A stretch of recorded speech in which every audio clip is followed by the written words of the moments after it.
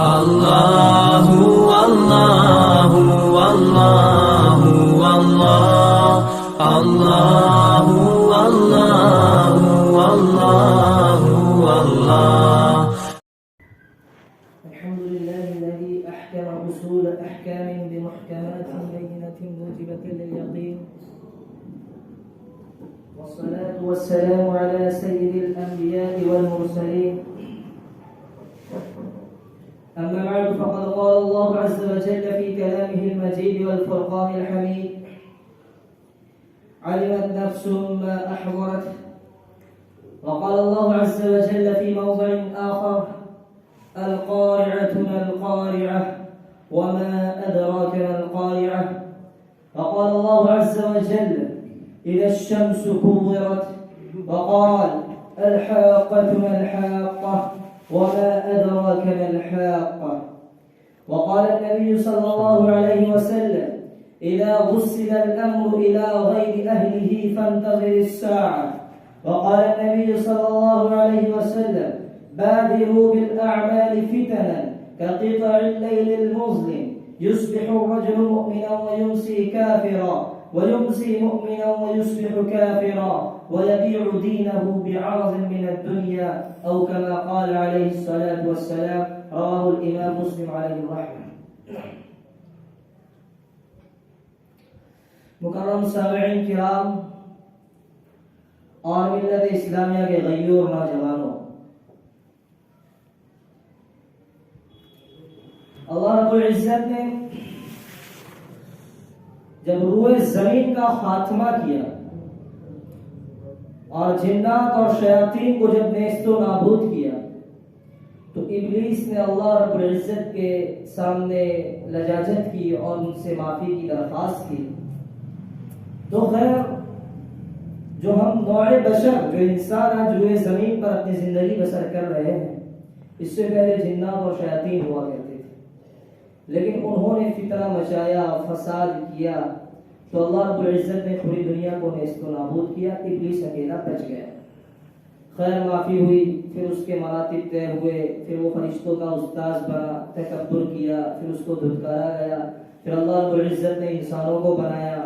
حضرت آدم علیہ السلام کے پتلے کے اندر جب جان ڈالی، فرشتوں کو حکم کیا، سجدہ کیا، اور شیطان نے انکار کیا. پھر اس کے بعد خیر فرشتوں نے سوال کیا تھا اس وقت کہ اللہ رب العزت، آپ انسان کو کیوں پیدا کرتے ہیں؟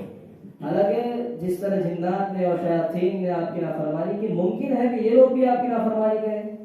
اللہ رب العزت نے فرمایا کہ سنو فرشتوں، انی اعلم ما لا تعلمون، جس چیز کا علم مجھے ہے آپ اس چیز سے بے خبر ہیں.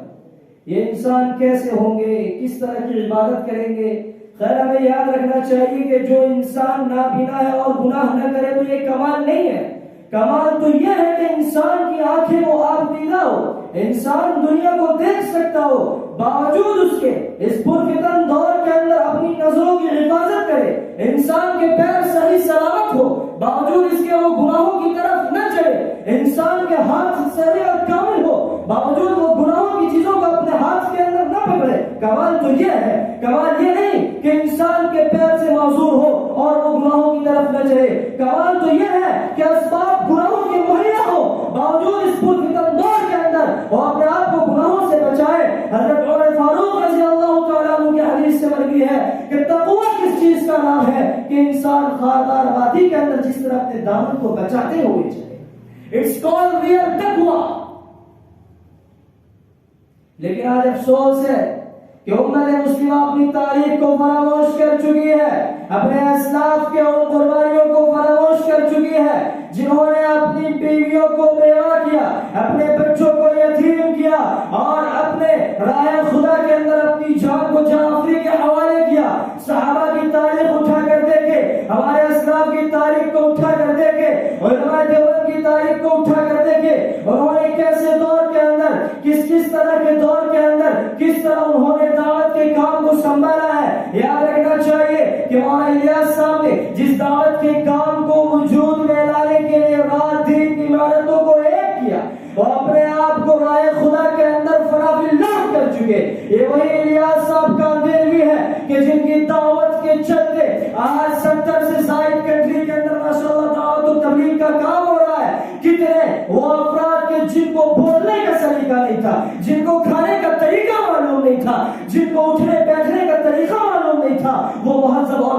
ہو کر کلچر اینڈ میچور پرسنالٹی کے ساتھ دنیا کے سامنے ابھرے. اس کے لیے فکر چاہیے. آج دوستو میں جو بھی کہہ رہا ہوں آپ لوگوں کو بولنے نہیں آیا.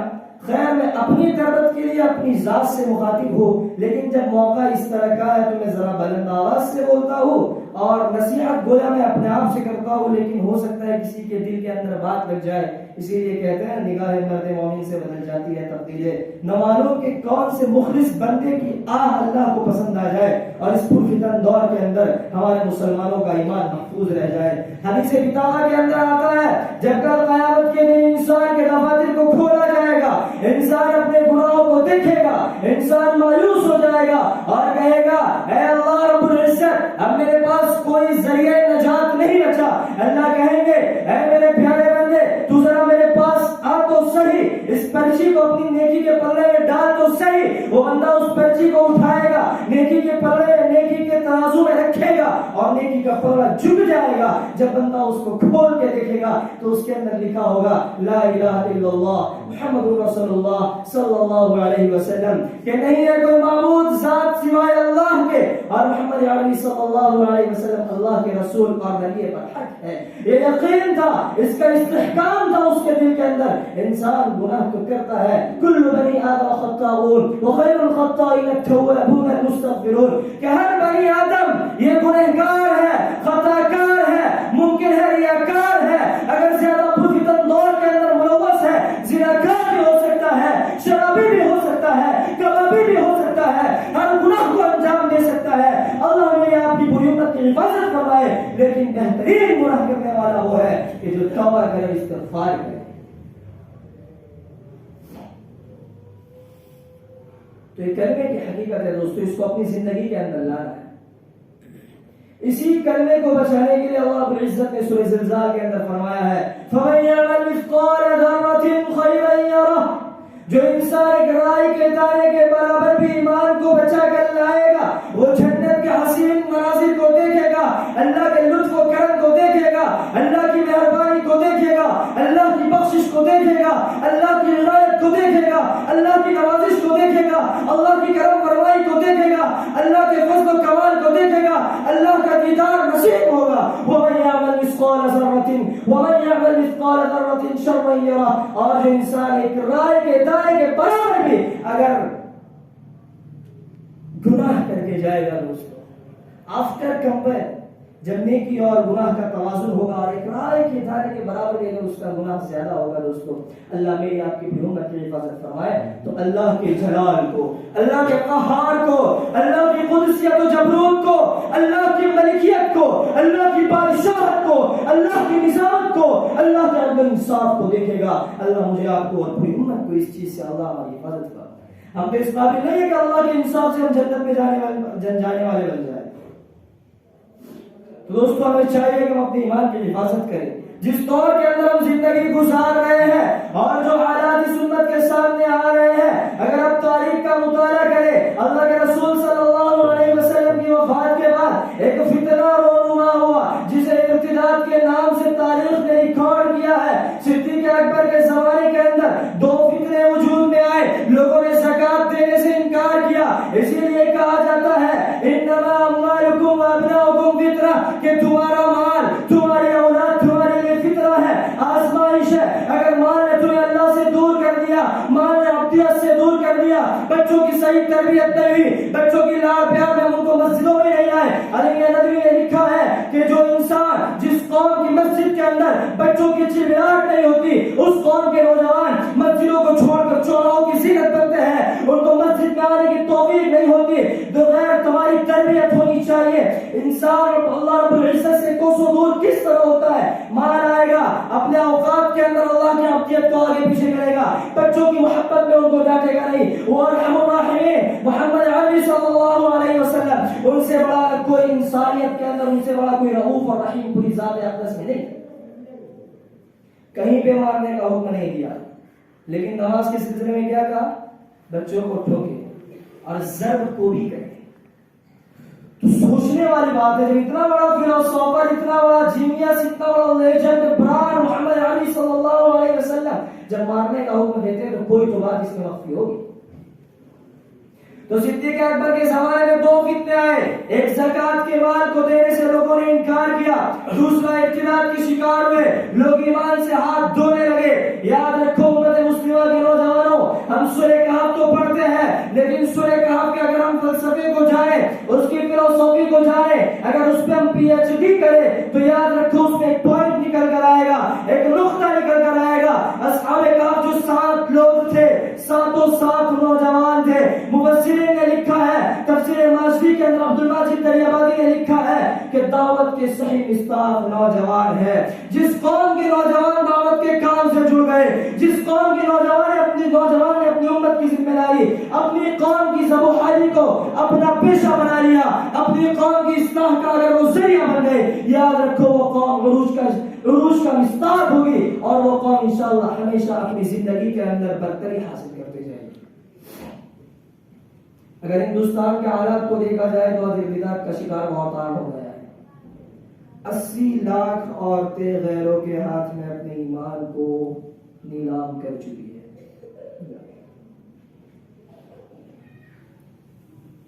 اگر 80 لاکھ لوگ ایمان قبول کرتے ہیں تو اتنی خوشی نہیں ہوتی جتنا ایک مومن عورت یا مرد اپنی ایمان سے ہاتھ دھوتا ہے, کیونکہ وہ گمراہی سے نجات میں آیا ہے نا. جو انسان نجات سے گمراہی کا شکار ہوتا ہے اس پہ ذبح و حالی کی جاتی ہے. تو ہمیں کیا کرنا چاہیے؟ دیکھیے, میں صاف بولتا ہوں, میں کھرے الفاظ میں بولنے کا عادی ہوں, اسی لیے اگر میں کچھ بولوں تو آپ یہ نہ کہیں مولوی صاحب تو یہ بولتے ہیں وہ بولتے ہیں, ان کو یہ نہیں بولنا چاہیے. دیکھیں, حکمت کو بزدلی کے نام سے ہم نہیں چھپاتے. آپ سنیں ذرا, حکمت کے نام پہ یہ نہیں کہ یہ نہیں بولنا چاہیے, اس کو اشارہ صاف بولیں گے. اگر وہ دشمن صاف ہمارے خلاف سازشیں رکھ سکتا ہے تو یاد رکھو ایسی ماں کے ثبوت ہے جن کے دلوں کے اندر خوف کی کوئی جگہ نہیں ہے. ہم ایسے اسلاف کے پیروکار ہیں جنہوں نے درختوں کے اوپر اپنی جانوں کو جعفری کے سپرد کر دیا. قسطنطنیہ کی تاریخ ہمارے سامنے ہے. محمد عربی صلی اللہ علیہ وسلم نے اعلان کیا تھا, نعم الامیر و امیرها و نعم الجیش جیشها, سب سے بہترین امیر جو قسطنطنیہ کو فتح کرے گا, سب سے بہترین لشکر جو قسطنطنیہ کو فتح کرے گا. کانسٹینٹینوپل کیا ہے؟ رومن ایمپائر جہاں سے بنی وہ کانسٹینٹینوپل ہی تھا. سب سے پہلے اس کا نام باذنجان تھا, اس کے بعد کانسٹینٹینوپل بنا, اس کے بعد قسطنطنیہ بنا, اس کے بعد استنبول بنا, اس کے بعد اسلامبول بنا, آج اس کے بعد واپس استنبول بن گیا. خیر اس کی تاریخ ہے نام کے حساب سے. حضرت ایوب رضی اللہ تعالیٰ عنہ, وہی ایوب انصاری رضی اللہ تعالیٰ عنہ جن کے گھر کے آگے اللہ کے رسول صلی اللہ علیہ وسلم کی اونٹنی تشریف رکھ چکی تھی, وہی ایوب انصاری رضی اللہ تعالیٰ عنہ اپنے لشکر جرار کو لے کے جاتے ہیں اور وہاں پہ جب فتح کرنے جاتے ہیں, یاد رکھو 658 سے 674 سے عیسوی تک جنگ چلتی ہے, مگر افسوس کہ ان کو فتح نصیب نہیں ہوتی. لیکن یاد رکھنا چاہیے, میں امت کے سامنے اس واقعے کو کیوں پیش کرتا ہوں؟ میں بزدل نہیں بنانا چاہتا, میں کہنا چاہتا ہوں if you want to be a successful human being, for that you have to pay price for everything. You have to pay price for everything. آپ کو کامیابی کے لیے ہر چیز کی قیمت ادا کرنی پڑے گی. Just work hard again and again from nothing to everything. اتنی محنت کر میرے دوست کہ تو کچھ نہیں سے سب کچھ بن جائے. کمال ہے, یہی تو کمال ہے دوستو. کامیابی نہیں کہ انسان کے پاس کیا ایلون مسک کی طرح یا بل گیٹس کی طرح پیسہ آ جائے. کمال تو یہ ہے کہ انسان اپنے مذہب پہ, اپنے مذہب دین اسلام پر استقامت کے ساتھ زندگی بسر کرے اور خاتمہ بالخیر نصیب ہو. اس سے بڑا کوئی سکسیسفل پرسن نہیں ہے. خیر میں بات کر رہا تھا 8 سال 6 سال تک وہاں جنگ چلی, مجادلہ ہوا, لوگوں کو کاٹا گیا, مارا گیا, کشتیوں کو جلایا گیا, لیکن وہ لوگ ہمت نہیں آ رہے. اس کے بعد 40-42 سال گزرتے ہیں. سلیمان بن عبد الملک, وہی سلیمان بن عبد الملک کہ جنہوں نے محمد بن قاسم کو قتل کرنے کا پیغام دیا تھا اور صالح نامی شخصیت نے محمد بن قاسم کو موت کے گھاٹ اتارا تھا. کون محمد بن قاسم کہ جو 16 سال کا نوجوان ایک بیریش بندہ جو سندھ کی پہاڑیوں میں آتا ہے اور راجہ داہر کو شکست دے کے بھیم سنگھ جو وہاں کا سیناپتی ہے اس کو اتنے اخلاق کے ساتھ پیش آتے ہیں کہ بھیم سنگھ جب جنگ کے بعد ایک میدان کے اندر کراتا ہے اور اس کی تکلیف کی آہٹ جب سنتے ہیں تو محمد بن قاسم رات کو جاتے ہیں، ان کو مرہم پٹی کرتے ہیں، بندہ حضرات بن اسلام ہو جاتا ہے، اسلام قبول کرتا ہے۔ اور جب محمد بن قاسم ایک قلعے کو فتح کر کے ایک پورے معاشرے کو دین اسلام سے وابستہ کر کے جب واپس جاتا ہے تو وہی بھیم سنگھ کہتے ہیں ذرا نام تو رکھ کے جاؤ، تو ان کا نام پھر سیف الدین رکھا جاتا ہے۔ خیر وہی محمد بن قاسم جنہوں نے ہندوستان کے اندر اگر کہوں تو مبالغہ نہیں ہوگا سب سے پہلے اسلام کی روشن، اسلام کی شمع روشن کی تھی، یہی محمد بن قاسم تھے۔ اور سلیمان بن عبد الملک، وہی سلیمان بن عبد الملک کا زمانہ، گویا میں جس ابھی پس منظر میں آپ کے سامنے جو تاریخ پیش کر رہا ہوں، ہندوستان میں دین اسلام ابھر رہا ہے، وہاں پہ سلیمان بن عبد الملک قسطنطنیہ کے خلاف ایک لشکر جرار کو بھیجتے ہیں۔ سنیے گا 714 سے 718 عیسوی کے اندر دوبارہ جنگ ہوتی ہے۔ اب وہاں پہ راستہ کیسا تھا؟ ایک تھا بحری راستہ، ایک تھا بری، ایک اگر جسے کہوں تو وہاں پہ اس وقت نیوی فورس اور لینڈ فورس دونوں کی ضرورت تھی۔ خیر دونوں طرح سے وہاں پہ جنگ کی ضرورت تھی۔ 2000 کشتیاں، کتنی؟ 2000 کشتیاں، اور تمام کی تمام کشتیاں انسانوں سے لبریز تھی۔ تمام کی تمام کشتیوں کو جلا دیا گیا، اور وہ سائنٹسٹ بھی آج تک حواس باختہ ہے کہ وہ عیسائی لوگ کون سی مشین کا استعمال کرتے تھے۔ منجنیق سے وہ گولا برساتے تھے اور سمندروں کے اندر رہی ہوئی ان کشتیوں کو وہ اب بارود کی طرح اس کو بلاسٹ کرتا تھا، اور پانی میں جتنا وہ زیادہ اثر کرتا تھا اتنا زیادہ بلاسٹ ہوتا تھا۔ 5 کشتیاں بچی تھی، کتنی؟ صرف 2000 کشتیوں میں سے صرف 5 کشتیاں بچی تھی قسطنطنیہ فتح کرنے کے وقت۔ وہ 5 کشتیاں خیر مایوس ہو کے واپس آتی ہے، لیکن یاد رکھنا چاہیے مسلمانوں کا ایک اتہاس ہے، مسلمانوں کی ایک تاریخ ہے کہ بلڈ پریشر کی طرح رہا ہے، کبھی اپ اینڈ کبھی ڈاؤن۔ لیکن یاد رکھو جس قوم کے نوجوانوں نے اپنی زندگی کے اندر ifs اور بٹس کو الا دیا کہ اگر ایسا کریں گے تو ایسا ہوگا، یا پھر یار ایسا کچھ نہیں کرنا ہے تو کر لو۔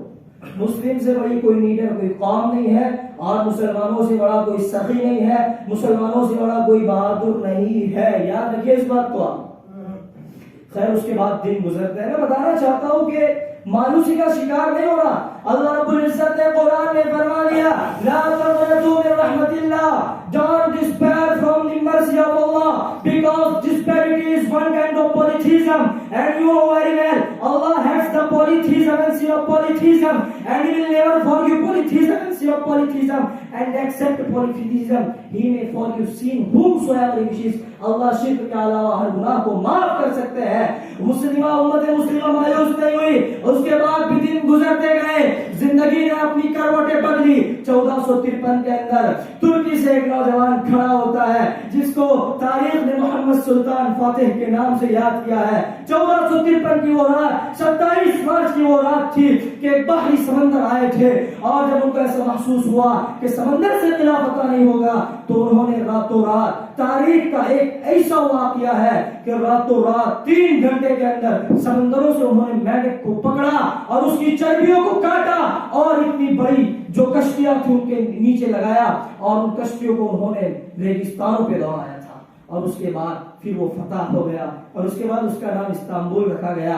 یہ محمد بن قاسم، یہ محمد سلطان فاتح ہمارے سامنے اسوہ ہے، نمونہ ہے، آئیڈیل ہے، ہمیں ان کو فالو کرنا چاہیے کہ یاد رکھو کہ جو چیز فتح نہیں ہو سکی تھی 2 جنگ کے اندر، تیسری جنگ کے اندر فتح ہو گئی۔ ہمیں مایوس نہیں ہونا، ارتداد ہو رہا ہے افسوس ہے۔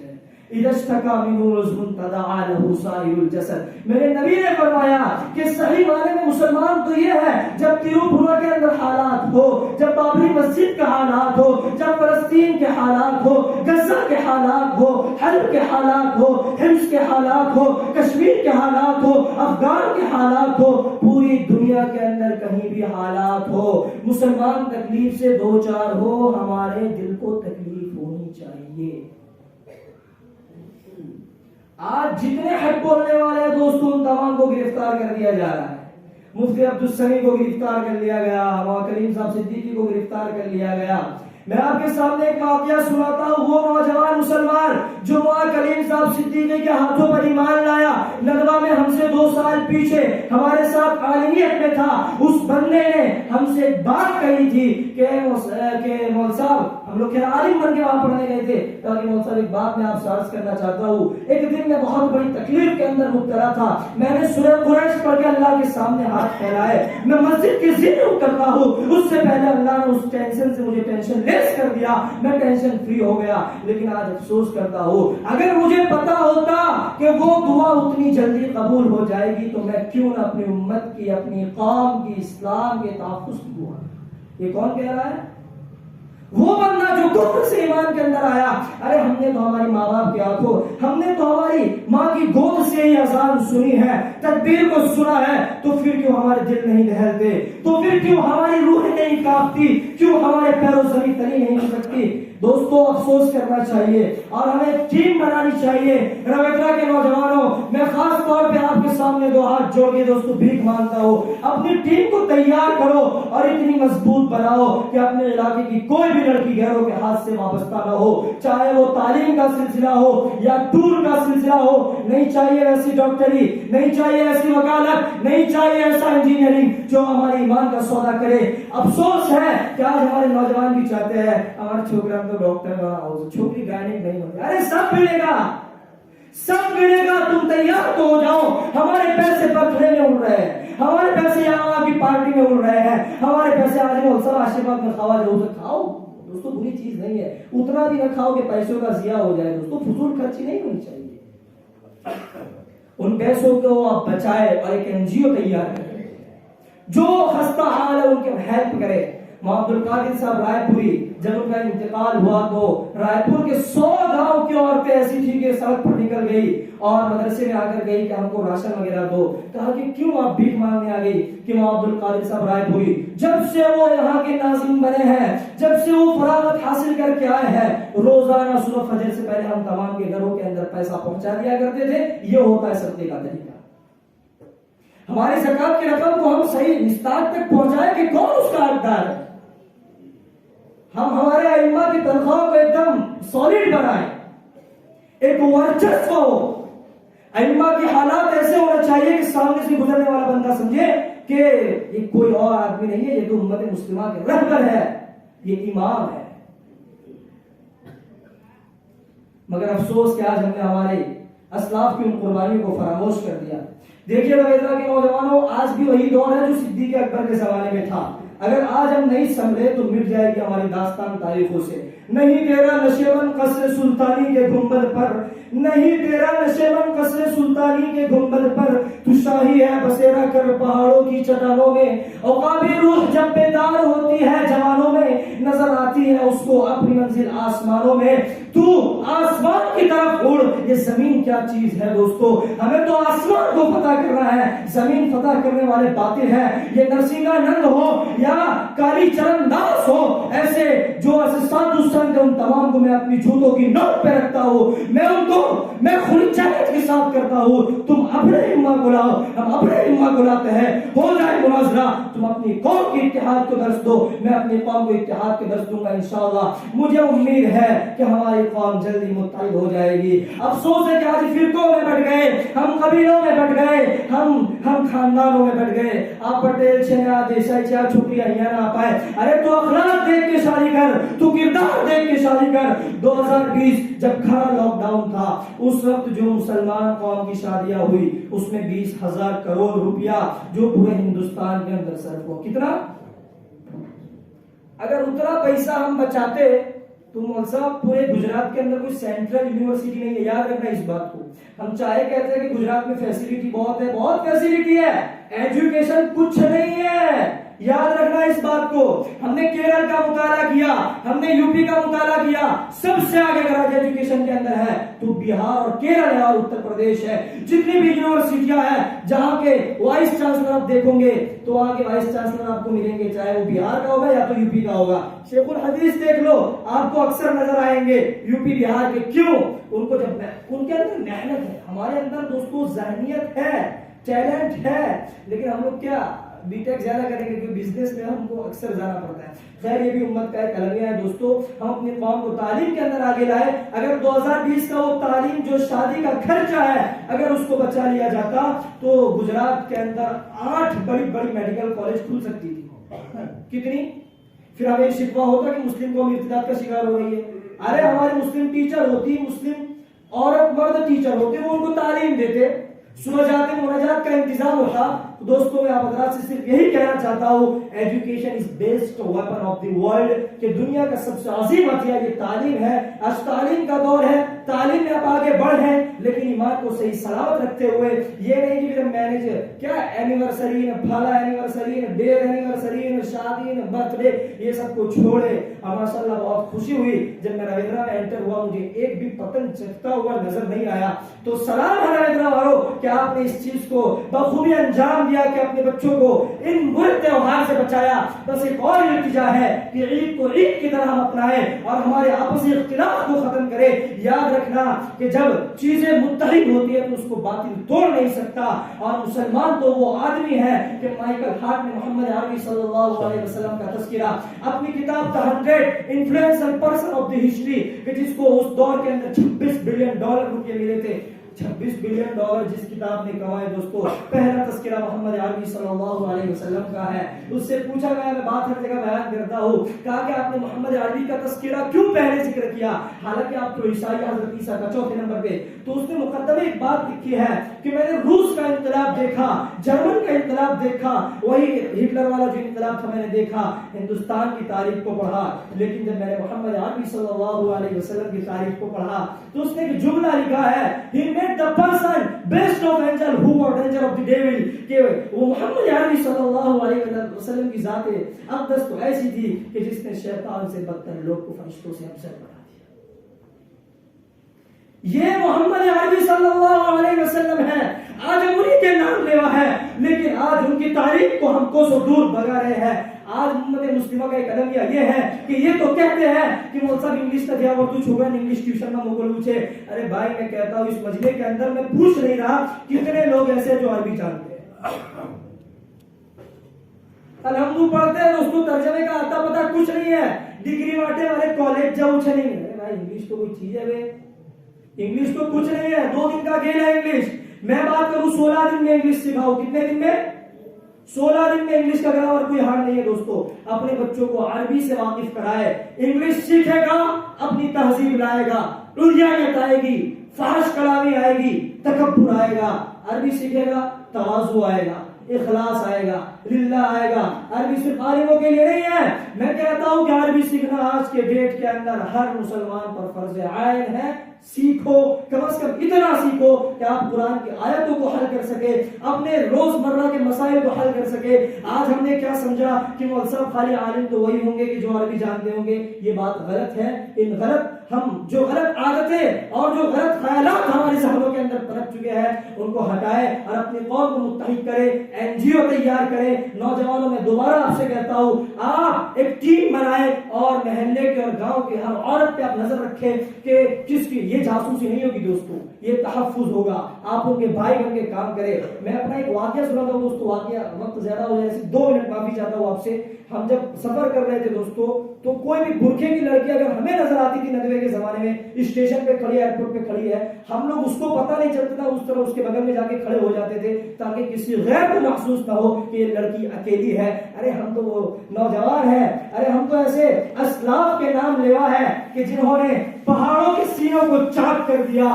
کہ طوفان اور آندھیوں کے اندر اسلام کے دیے کو روشن کر دیا.